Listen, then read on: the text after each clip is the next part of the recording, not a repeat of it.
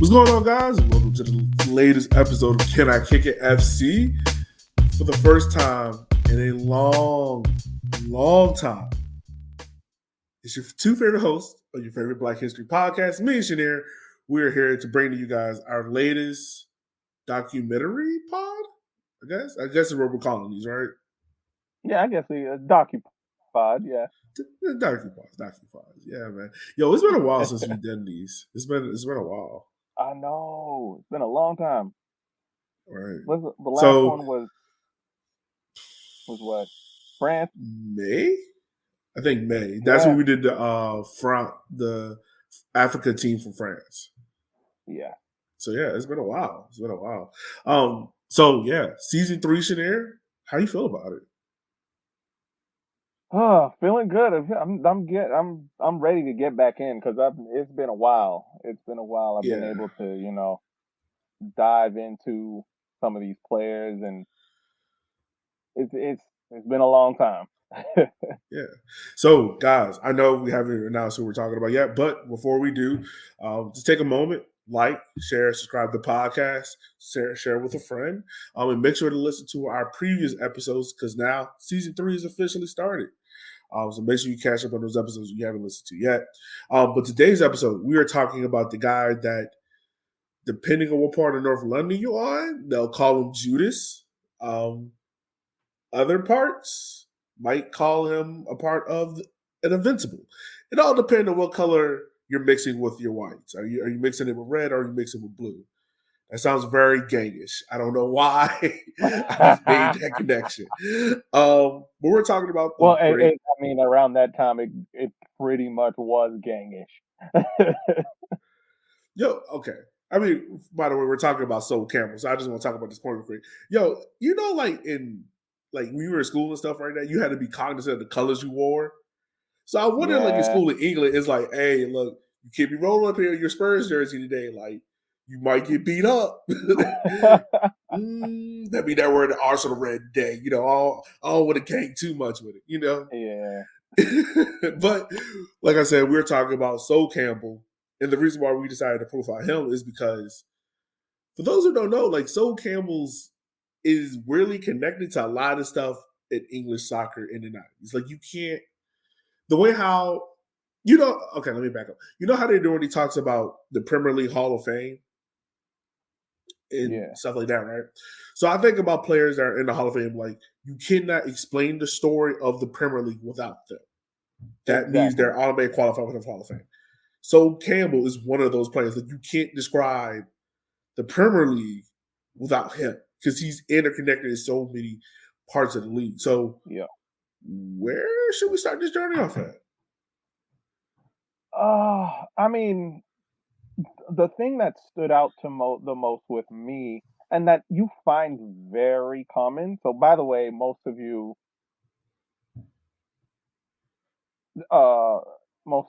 may realize that may know that Sol Campbell is a bona fide, legendary, everybody in England knows center back. What's interesting is a lot of players that are center backs today, or even played center back in their professional careers, started out on the other side of the pitch. Yeah, and that was weird. It's kind of weird because Sol Campbell started out going to West Ham to begin his career in the youth program as a striker. Yeah, which is very weird. I can't imagine. I mean, as a striker, yo, he just doesn't give me striker qualities. He just doesn't. Like you said, he started off at West Ham, but then a very interesting thing about Sol Campbell, and I think it describes a lot about his life and the certain moves that he's made, is his upbringing. So, of course, he's born to Jamaican parents, so that's a win for me. But he expressed himself to football because he's the youngest of 12 kids. And he said, a lot of the times, the only time his father was to interact with him was to discipline. So he would just stay quiet and independent. And I think if, we're going to talk about it when we talk about his career in football and other parts. But Sol Campbell seems to me like the kind of person that's like, unless you talk to him, he might come across as meat. Like he's not gonna say a whole bunch, but he has a lot of impact on a lot of things that are going on. You know what I'm saying? Like, Yeah. but he's not. He has a lot of impact about things that are going on, but he's not tied down to one thing. So if he feels wrong about something, instead of him talking about it, he's just gonna let it build up and then be like, just wait for a moment where he can be like, all right, I'm gonna move on to this thing. You get what I'm saying? Yeah. So it's like West Ham. He was at West Ham. If everyone who knows football is like West Ham is like, I just gonna be a weird comparison, but it's like the FC Dallas of England. Like they might not be a great team. The senior team might not be a great team historically, but you're gonna have a lot of great players come through that program or through that culture and then disperse. So he started off there, and then but he left because the coach made a comment about the West Indies being England in cricket, and Sol just didn't like the comment. And I try to research why, like what particularly made him had like negative connotations, but he was just like, "Yeah, I'm done." I couldn't find anything, but he was just like, "Yeah, I'm done." Yeah. I think there is a clumsy clumsiness that you find a lot with a lot of racially ignorant statements of this coach probably saying, "Oh, well, his parents are Jamaican, so let me make a joke about you know the West Indies uh beating you know England in cricket, and maybe he'll that'll be a way of me for me to kind of break the ice with him." Yeah, And it's an assumption that a lot of people tend to make, but what he's not realizing is like, yeah, but Sol Campbell grew up, born and raised in England, so don't yeah. bring You that can't up. make Like, you can't make that assumption. It just be like, "Hey, aren't you happy that this other like these lower countries beat our home country?" It's yeah, okay. I was like, "Yeah, I'm gonna move to Tottenham." yeah, it's like So like, that's not what I want to hear about. no, it's not. And I mean, like in these times, I'm assuming that. I mean, we have to assume that this is what the '80s, right around the '90s. Like, if you're a black man growing up and you try to integrate yourself into football culture, like you're trying to do this at a point in time where one, you might be the only person there of color. Two, you're I don't want to say it's like assimilation, but you're not trying to have so many things be different about you that then people can hold that against you. If that makes sense. Yeah, Because yeah, it's like Shanir, for like let's be real about it. It's like when you walk into a job for the first time, in the back of your head, even though you know you deserve the position, you're in the back of your head. You're like, all right, I don't want to do this. I don't want to step out of line so much that then they look at me differently. yeah, exactly. And I mean, there is this sense, and I think this is kind of a foreshadowing when you hear this early on in his career. Is a foreshadowing of figuring out what type of person Saul Campbell is. Yeah, Um, and one thing that this lets us know is that Saul Campbell is not, he doesn't suffer fools. He's not gonna take a bunch of crap. He's not going to. He's just gonna be yeah, like, no, oh, that's what you yeah, that's how you feel about the situation. All right, I'm gonna just gonna remove myself from this situation. He's not gonna yeah. blow up. He's not gonna yell at anybody, but he's just gonna remove himself from the situation. And I mean, granted, so after he left West Ham, he goes to Spurs, and it took about 2 months to get to Spurs because they really had to convince him, like, "Hey, look, we want you. Like, come to us." So he made a debut for Spurs December 5th, 1992, um, against Chelsea. Now, the thing about that thing is he scored in that game against Chelsea. Granted, it was 88th minute. They were already down 2-1, but he scored, and he never quite got seen again that year. Granted, he was just making his debut. So after that, he joined Spurs 2 months later because he's looking for a club. But he makes his debut December 5th, 1992, against Chelsea, scores a goal in that game. But weirdly enough, he never makes another appearance. Terry Venables, when asked about it, it was just like, yeah, he was 17. I didn't really want to start him. Which is weird because you would think like this kid comes on, scores in his debut, doesn't really get seen again. But the following year, Terry Venables picks him. He plays left back that entire year. So it's weird because now he's made the switch from what striker to left back. So he's doing the opposite of Gareth Bale Yeah. appearances, um, which is a weird trend about Tottenham. And then he signs a new deal at the end of that season. So like here you are, you're a young Sol Campbell, you're a young Soul. That's oddly funny, um, and you, you know you're starting to make ends. Not make ends meet, but you're starting to feel comfortable. You're starting to feel like complacent. But one thing that I saw about his career, and we can touch on this later if you want to, Hmm. is that he had a hard time connecting with a lot of Spurs managers. Yeah.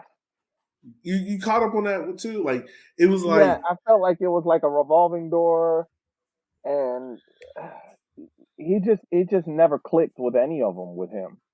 no, it didn't.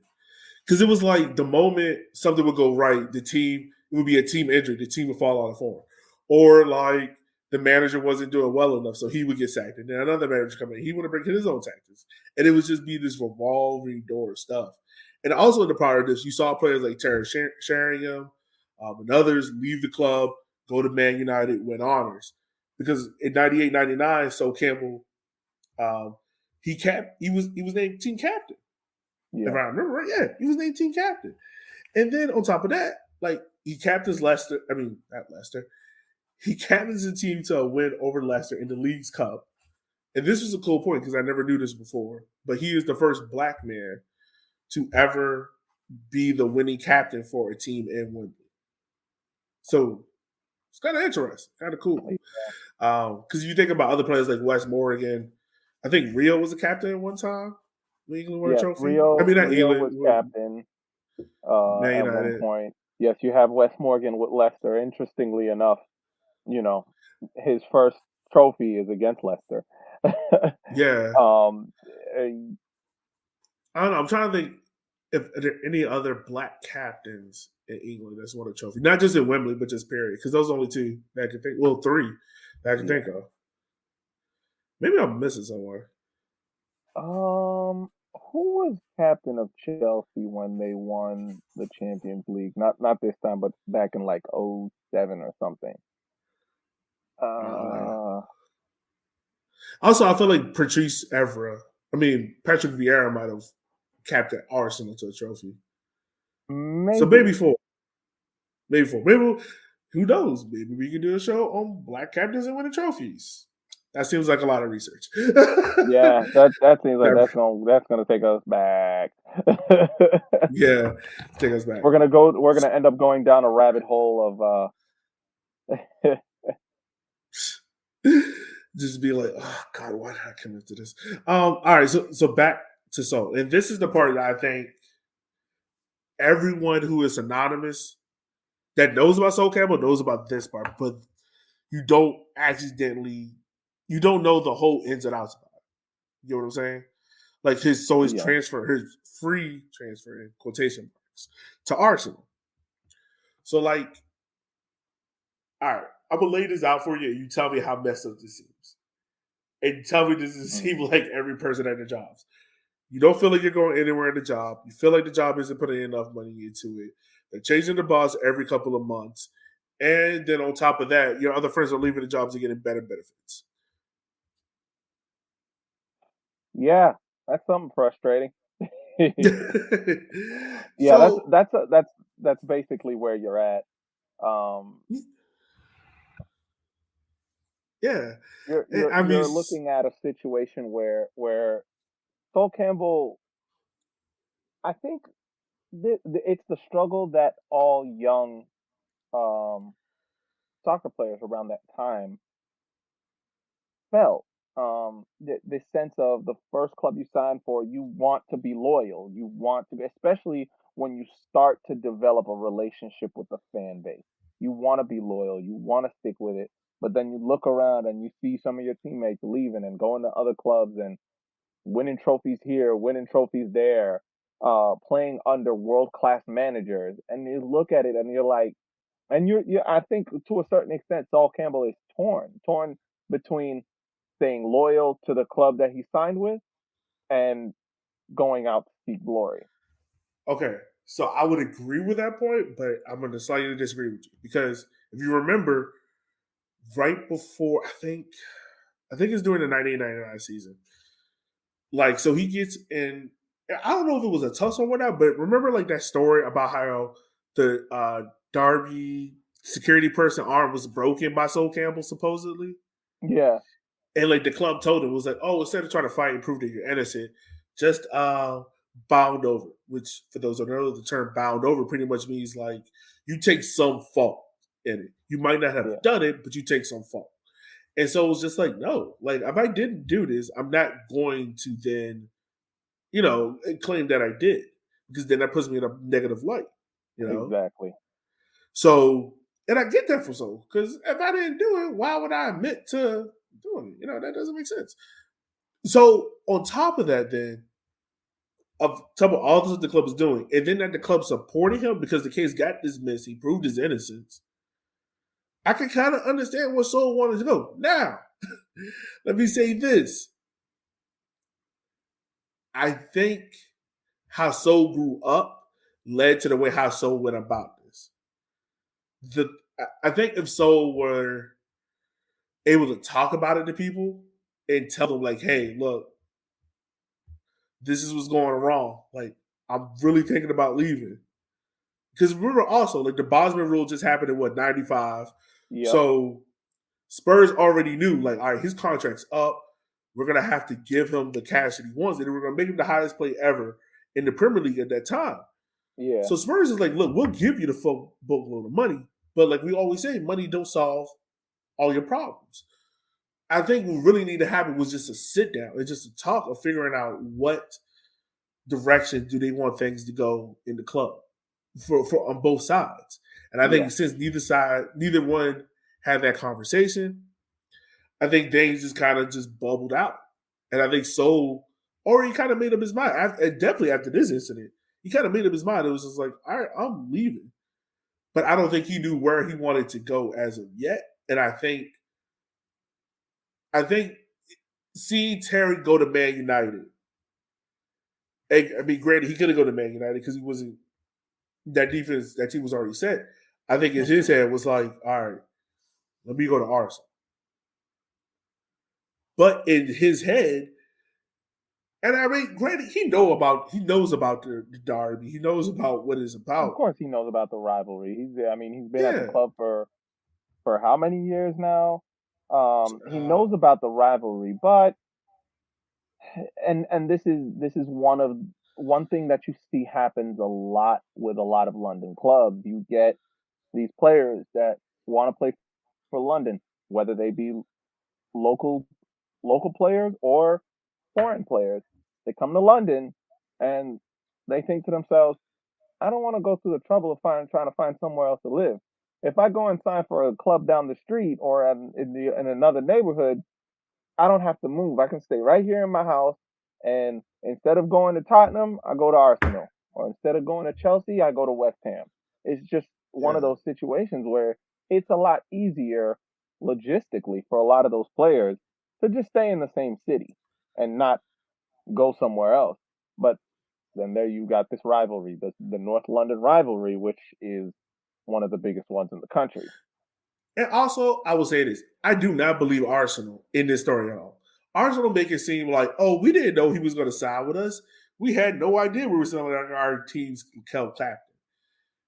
Yes, you did. Like, Arsenal knew exactly what they were. right. Arsene Wenger knew exactly what he was doing. Everyone was expecting that press conference to be about a goalkeeper. No one was expecting seeing Sol Campbell walk in there, sit down, sign a contract, and hold an Arsenal scarf. Arsenal, I really feel like Arsenal was making this move happen behind the scenes. Was like, and I also think this is why Sol started to like that wedge started becoming to him and Spurs because he started seeing greener pastures. Because at this time, Arsenal is coming up, like they're winning trophies. They have Evra, Henry, these big name players. Nicholas Anelka was there. Dennis Bergkamp. And he's seeing what Spurs are doing, their supposed rivals. He's like, I'm playing with these guys, struggling for 10th or 12th in the league, and these guys are playing the Champions League. And he said, like, he wants to play Champions League. Yeah, yeah. And one thing that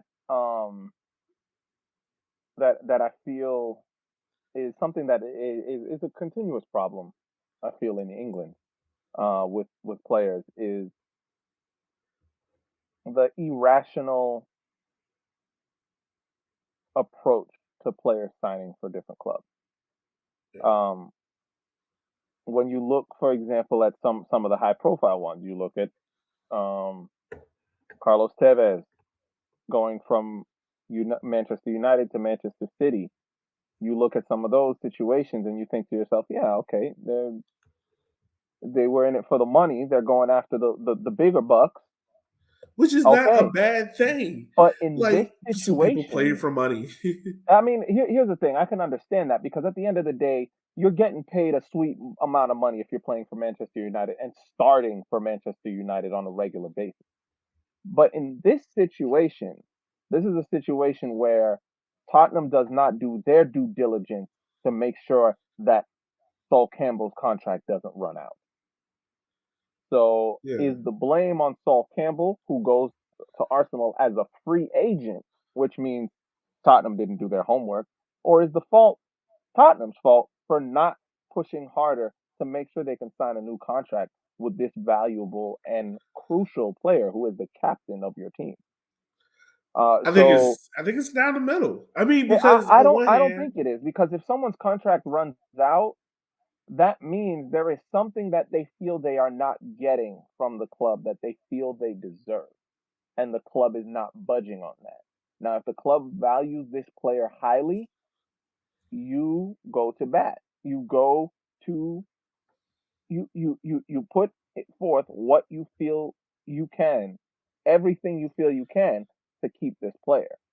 And like you said, basically Tottenham and Sol Campbell did not have this conversation about what direction were they going in. And mhm.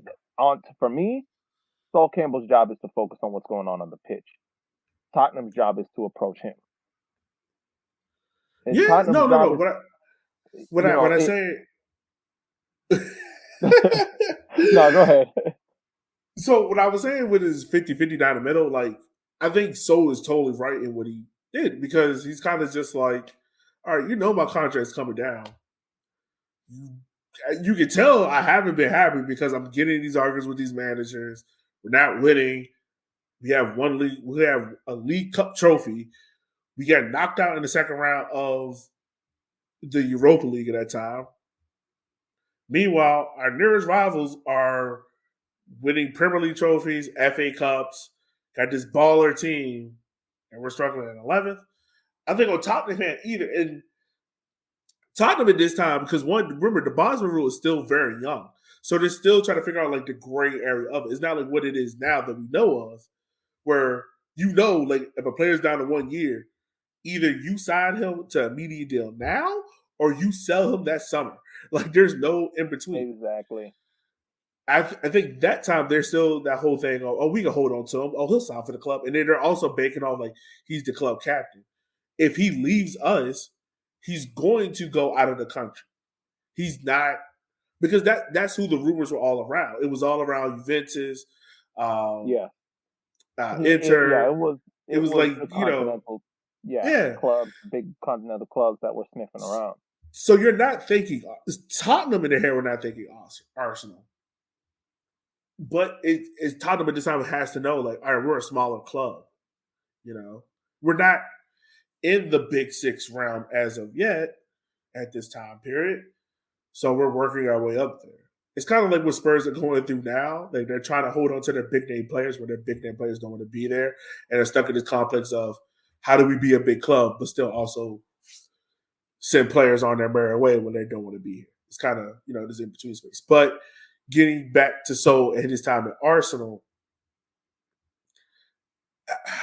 how would you describe his time at Arsenal? Because it's to me, it seems very. I don't know. It seems like it started off with like very hot and then kind of tilted on his way out. You know? I mean, his stay at Arsenal basically depicts Arsenal around that time. Um,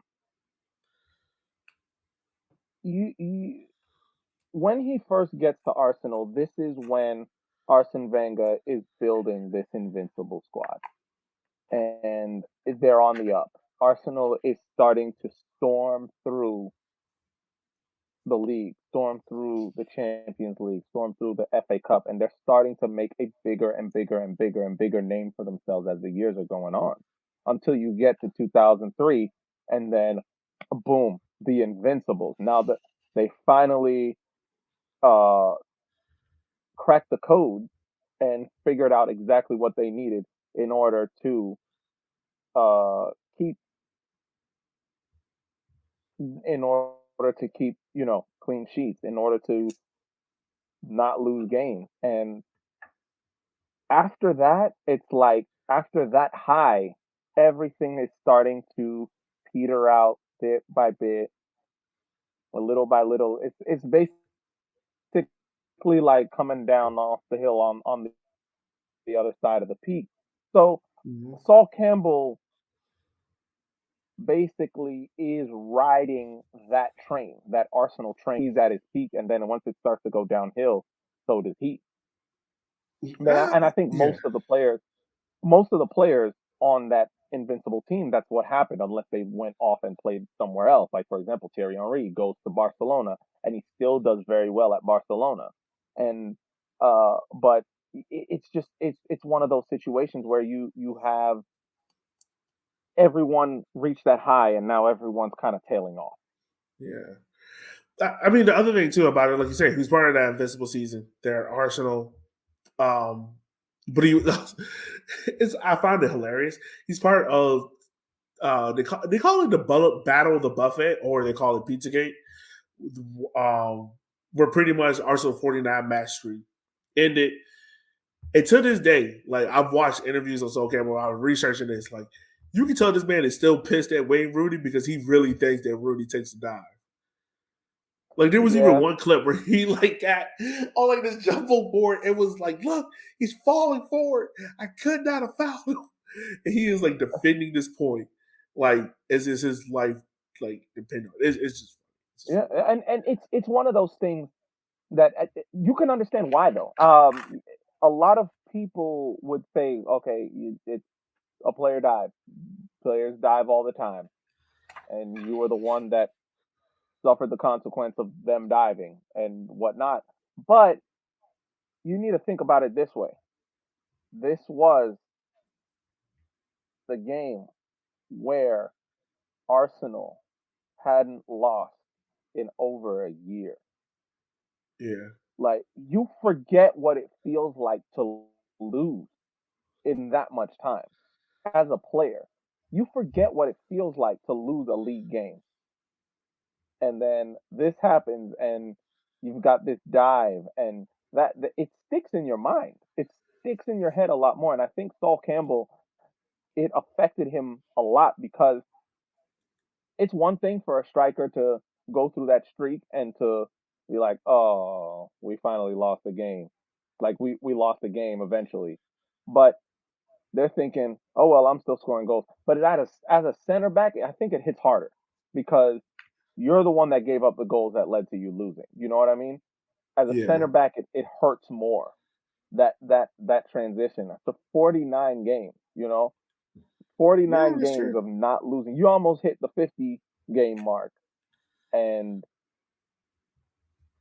for this to be one of the reasons why I think Saul Campbell, I don't think he'll ever let it go. He's taking that one to the grave. Yeah, probably so. But I mean, like even in this, like don't get it twisted. He's still catching flack from Spurs fans. Like there's one instance of I think in 2009, I Hmm. think, but 2009 was the year, right? Where three fans got banned for pretty much like racially abusing SoCal because of his move to Arsenal, Hmm. which is like first of all, one, you are taking this derby way too serious to racial abuse someone over a move for money. Like, it's not that deep. Relax. Secondly, like, the amount of time you have to go into making a chant that not only has the holy trifecta of racism, homophobia, and prejudice is too much time you are spending getting wound up for this derby. It's not that deep. Like, it's not that deep. And so, did you also hear the story about his brother the first time he returned to Spurs?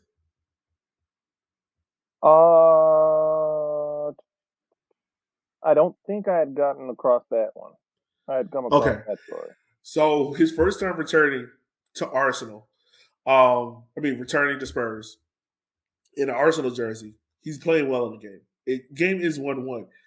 But around halftime, I think he realizes his brother is in the stands with the Spurs supporters hurling insults at Sol. And imagine that, like, you just made this move to, like, not only put more financial stability into your family, but it's like my whole family should be on board with this. Just to look up in the stands and to see your brother in the Just yelling stands, at you. right? Like, how does that mess you up even more as a person? Just be like, "Yep, I'm pretty glad I made this move. Pretty glad." Like, I'm just saying, Yeah. it's just crazy. Yeah. Well, I So mean, that's one thing, but I think one thing that a lot of people don't realize is that there are a lot of fans that separate life from football. You know what I mean? Once they yeah, step into the stadium, it's a different ball game. You know, like if let's say for example, um, best example is Kobe with the let's say for whole example, trials and never. exactly something like that. Or even if you were to take something even more personal than that, you were to take for example, let's say Real Madrid are playing against BVB Dortmund.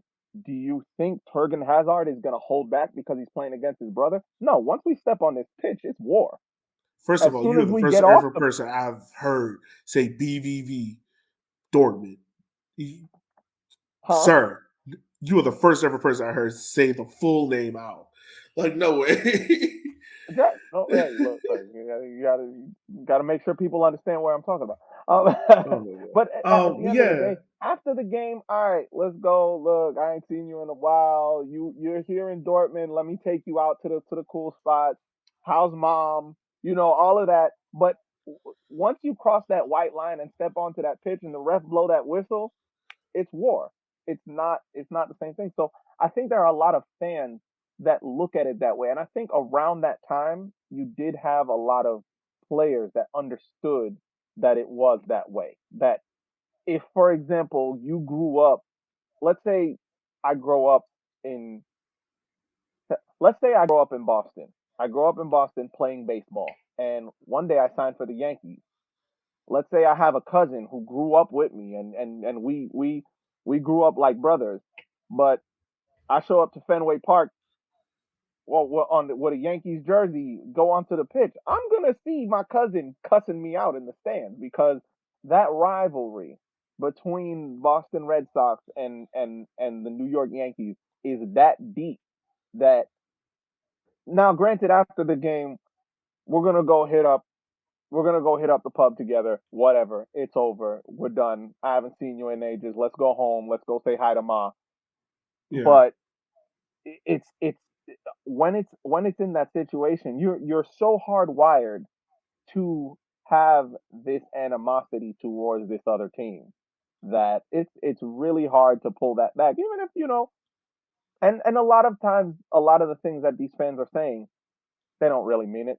I'm just trying to do what it takes for me to throw this player off, you know, to get this player to mess up their game, to mess with them mentally. It's the reason why the fans are called the 12th man.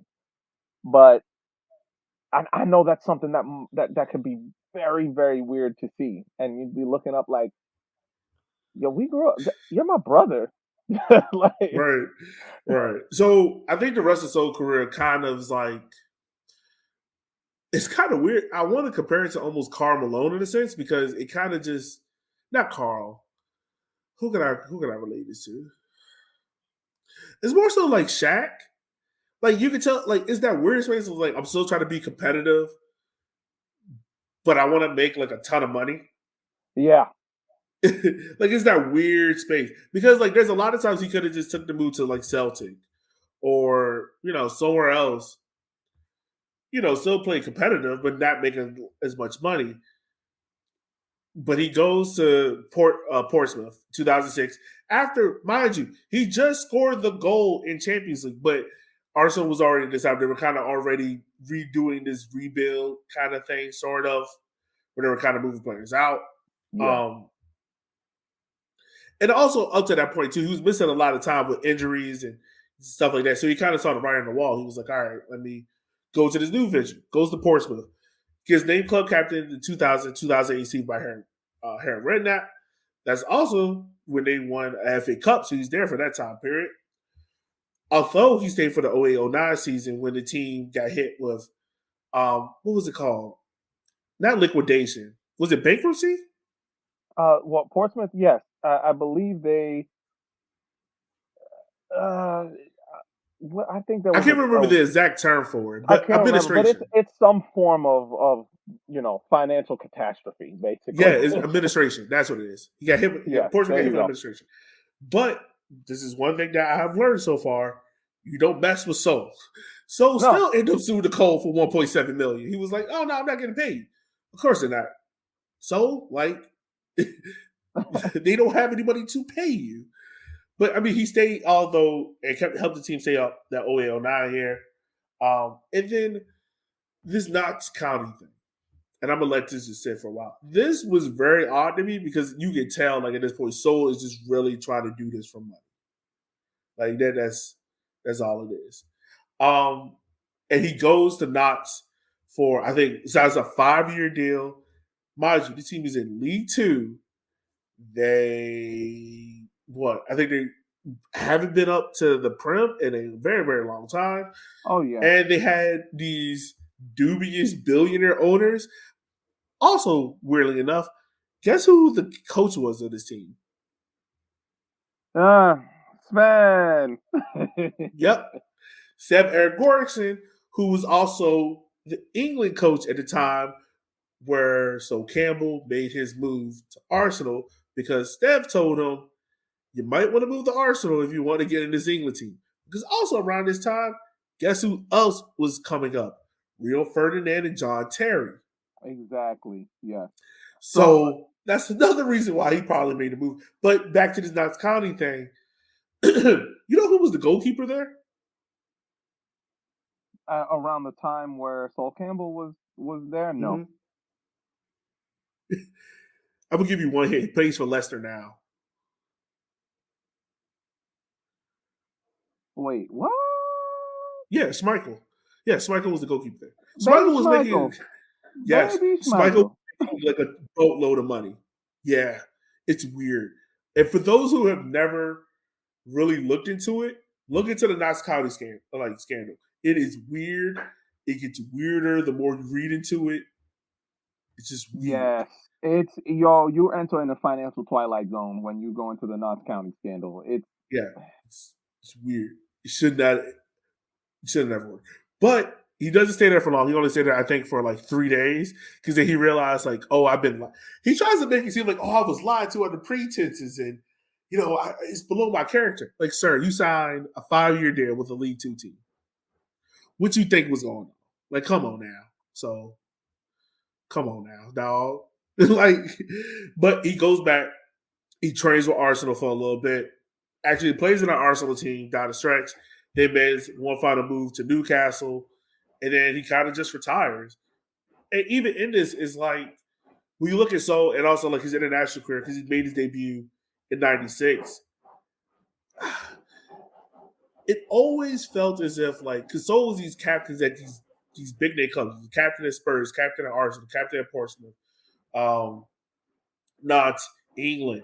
Like I think if I'm not mistaken, he was the second youngest player ever to be named captain in yes. England at that time. But it's just crazy to think about how Sol is as a person, but when you think about how Sol is as a person, it describes so much of his career. I don't know. I feel Sol Campbell